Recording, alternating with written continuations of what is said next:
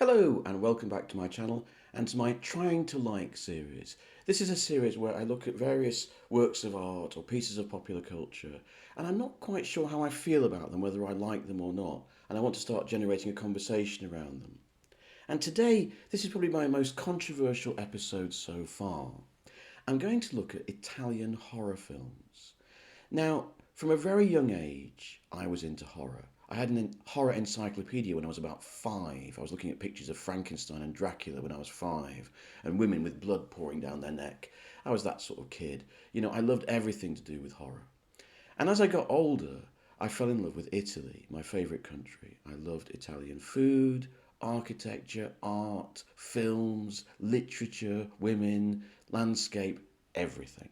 Everything Italian. So you've got horror and you've got Italy. And I found out that in the 60s, Italian horror had enjoyed a sort of big renaissance and had become a big thing in world cinema. So I thought, this is great. I'm going to love Italian horror. And so I started looking at the films of Mario Bava, Dario Argento, Lucio Fulci, Giallo, all this stuff. And I didn't like it. In fact, I didn't like it at all. And in this video, I want to try and understand why. It's not as though there weren't elements in Italian horror that I didn't like. I loved the style, the look of the films. I loved the music. Oh my God, Suspiria, still the best horror soundtrack ever. Profondo Rosso.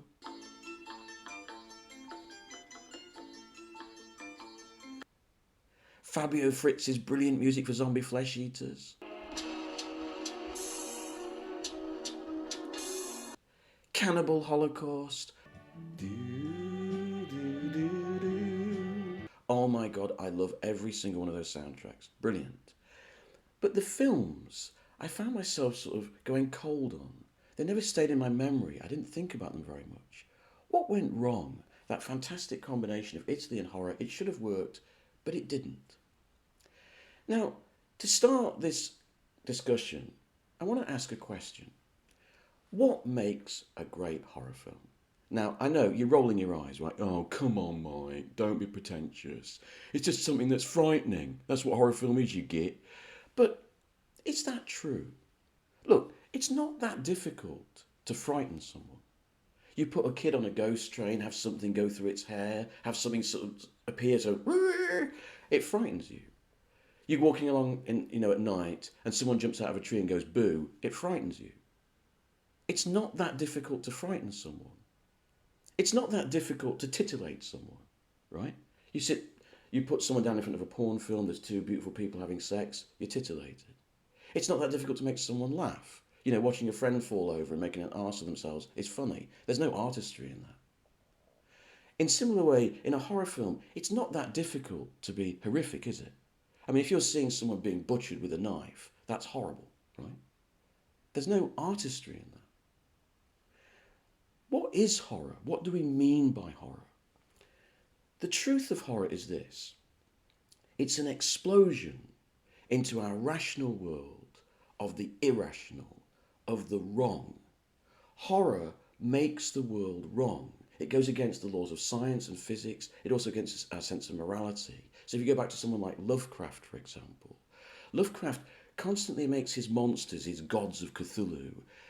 He writes about them as if they're upsetting the natural order, that they upset our whole sense of being and existence. That's what horror is, right? That's what distinguishes them, I think, from like serial killer films or anything human, right? Because that's something that's rational. We can understand what that is. Horror is the irrational. It's the horrible. Comedy and horror have something in common. They're about the natural order being subverted.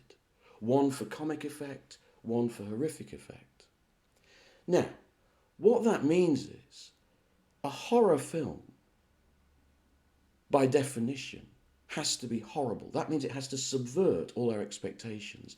And therefore, that would suggest that a horror film can't act by the usual rules of drama. Because if it did, it's operating according to the natural order. Right?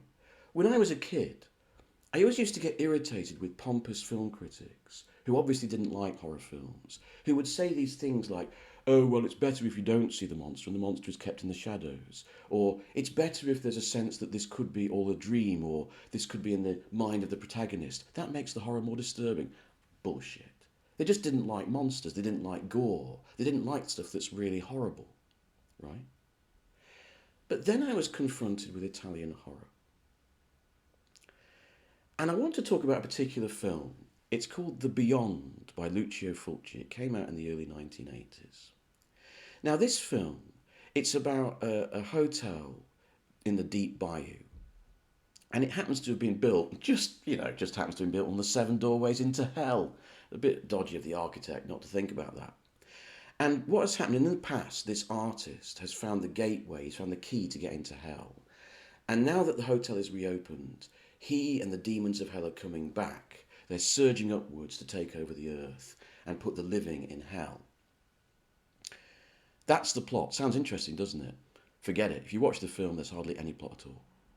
And really, the whole film is just a series of set pieces strung together of real horribleness, of people getting killed in horrible ways, spiders eating people's eyeballs, blood washing over hospital floors, all done to some throbbing music. It's relentlessly horrible, and that's why you remember it. Is that good? If you pack a film with relentlessly horrible scenes, and it's memorable for that reason, does that really mean it's a good film? But then the sense of horror is real and palpable. More real, I think, than if the film was a respectable film which tidied everything up and explained everything and gave you a good story. Do you see what I mean? The time and time again, Fulci's film confronts you. There's a scene, for example, where the heroine of the film is met by this woman who seems to be a sort of lost soul from hell. And this woman tries to warn her, get out of the hotel. She runs out of the door and screams in the darkness. And then the same thing is repeated. It's never explained. We don't know why this happens. And that's its brilliance. Because this is a film that anything could happen at any time for no reason. There's no particular reason why some people are killed and other people are not killed. They've not done anything bad. There's no retribution. It's just completely random. People turn into demons for no reason. And it's that very chaos that gives the film a sense of hell coming into earth, the natural order being subverted. That's what horror is, isn't it? It's the very cheapness, the very randomness of Fulci's film that gives you this sense of horror leaking in through this doorway into the world. And at the end, the living find themselves in hell, which is this kind of, it's this kind of crappy set with a green cloth carpet and a few random things that are supposed to be bodies with a black backdrop. And yet it's its very cheapness, the very simplicity of it, that leaves you feeling you are in hell. So Fulci's film, despite the fact that it's piss poorly acted, piss poorly written, piss poorly directed in terms of rhythm and pace and composition, by all the normal criteria you would judge a film, it's terrible, absolutely awful. It leaves you with a feeling of horror that a more respectable horror film like The Shining or Rosemary's Baby or Cat People doesn't get anywhere near. That's the question I'm asking. Is it a good horror film then, or is it a bad horror film?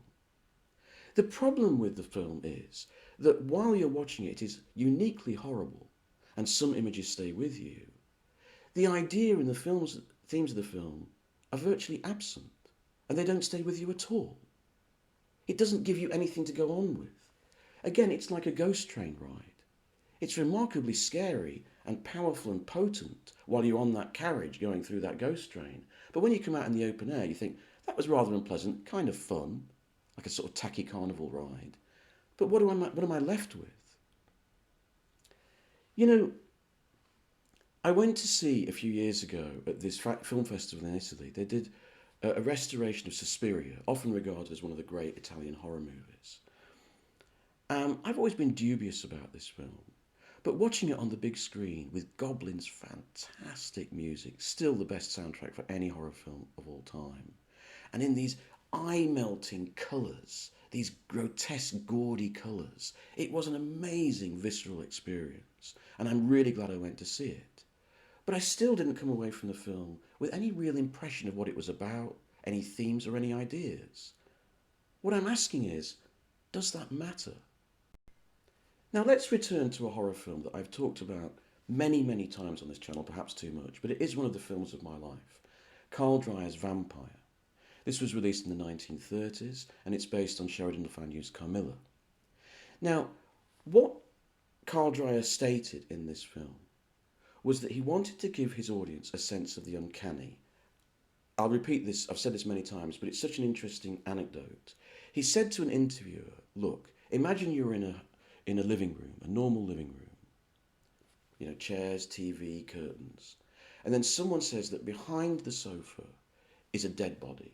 Immediately, your whole impression of the room, your whole feeling about it changes, even though nothing has changed. To be able to convey that just with image and sound is what Vampire was all about. It's a poem of the uncanny. The plot is almost irrelevant.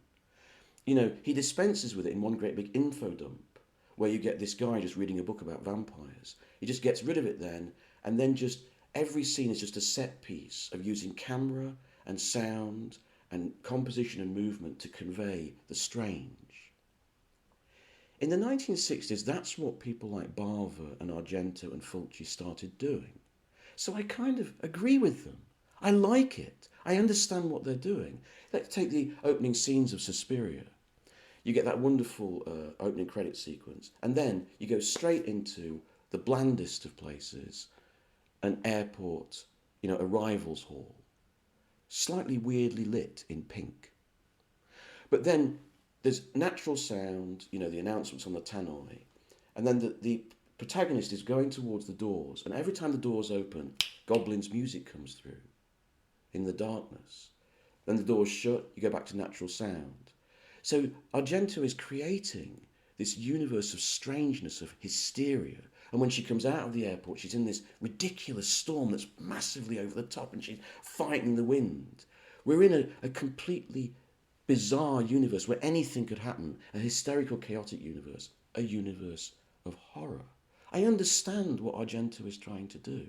I remember there's an anecdote Argento said in an interview that a famous Italian art director, you know, someone like Rossellini, I can't remember who it was, came out of a screening of Suspiria and said to Argento, I understand what you're trying to do, right? He understood the artistic concept. Now, if you compare this to British horror, Hammer horror, Amicus horror in the 60s, there's such a difference. Basically, all Hammer horror were doing were reviving an old tradition, modernising it, but it's essentially the same Gothic tradition, a literary tradition, right? Going back to Frankenstein, going back to Dracula, going back to the old stories, the Wolfman, the Mummy, and writing literary scripts, you know, straightforward narrative scripts, right? The Italians are taking a different approach, a more aesthetic approach, a more cinematic approach, saying, no, we're going to project the horror purely through cinematic means, purely through the use of music, through the use of colour and composition, through the use of editing. And so aesthetically, I'm on the side of the Italians. That's more ambitious, it's more, you know, beautiful in its ideas. But unfortunately, the actual truth of watching the film is that the Italian experience is a very cold experience. It's just an exercise in style. It doesn't actually give me any kind of narrative or theme or ideas that I take away. Whereas the English film, though more pedestrian, definitely in aesthetic terms, the ideas stay with me, the stories and the characters and the narrative stay with me. That's my problem, that's my conundrum. That's why I find it hard to get into Italian horror. I remember going to see Blood and Black Lace by Mario Bava at the National Film Theatre with a friend of mine, and we walked out and all these guys around us were going, oh, what fantastic use of colour, brilliant use of composition. And me and my friend were sort of like, yeah, but at the end of the day, all you're watching is endless scenes of young women in various states of undress getting killed in all sorts of weird and wonderful ways. Is that great cinema? Is that really a truthful sense of horror, as you would say from Lovecraft or Arthur Machen or M.R. James? I don't feel it is. But I'm interested in what you think. I'm genuinely interested in hearing from Italian horror fans. What is it about them like those films that you find so exciting and interesting. I want to get a bit of a debate going. As always, if you've enjoyed this content, please like and subscribe.